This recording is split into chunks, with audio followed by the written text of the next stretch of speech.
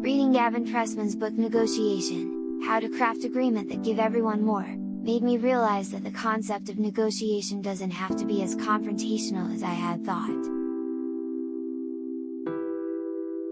In fact, Presman outlines a 7-step process for creating agreements that benefit all parties. This book is packed with helpful information and provides a simple, yet powerful way to create agreements that work for everyone involved. I'm excited to start using this process in my own life. The first 3 steps in negotiating agreements are to prepare yourself, prepare a plan, and understand your partner's perspective. This isn't about being ready to fight, it's about being prepared so that you understand the other person's position and can come to an agreement that both of you will be happy with. To make sure you have an equal footing in a negotiation, try to get agreement, in principle, on your goals before you start. This way, you can start discussing the details of a deal more easily. If you're looking to sell a house, for example, you could ask a potential buyer if they're sure this property is right for them and gain agreement in principle. This way, you can start negotiating the finer details. If you're trying to negotiate a raise or a promotion at your job, you could ask your boss if they agree that you're performing at a high level and that you share the same goals as the organization. This way, the negotiation will be more collaborative.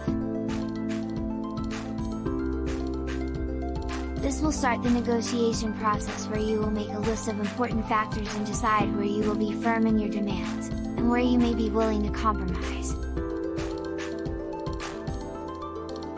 In step 2 of Presman's framework, negotiators are asked to come up with a list of variables that could be traded to help both parties reach an agreement.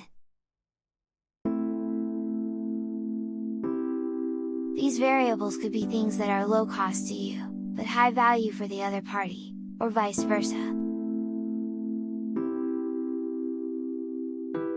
When negotiating a freelance contract, it's important to maintain a collaborative mindset.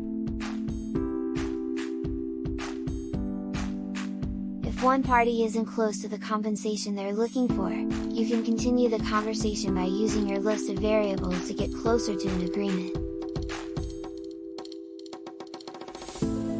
If they come up with a higher price, you may need to provide a longer turnaround time, or be unavailable for revisions immediately.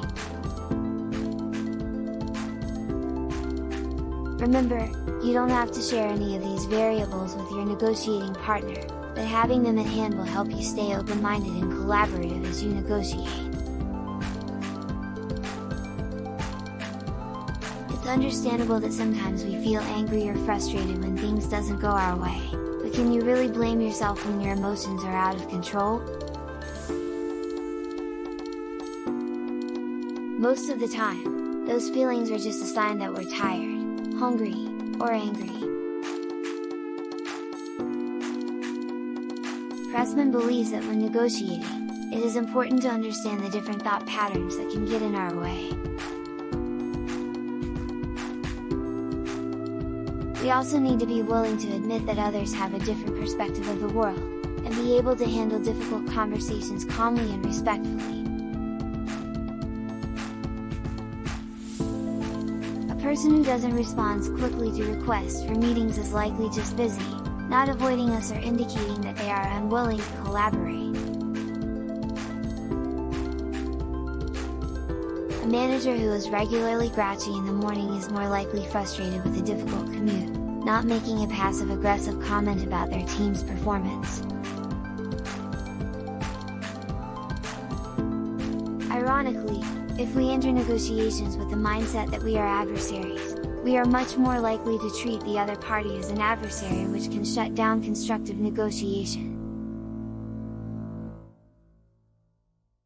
If you're only thinking in terms of winners and losers, you'll be out to beat your opponent, and less likely to engage in creative problem solving. Presman argues that in negotiations, we need to be aware of our own biases and perceptions, as well as to consider the state of mind of the person we are negotiating with. Negotiating is not about defeating an enemy, or tricking another person into giving you more than you deserve. It's about working together to reach an agreement that is beneficial to all parties involved.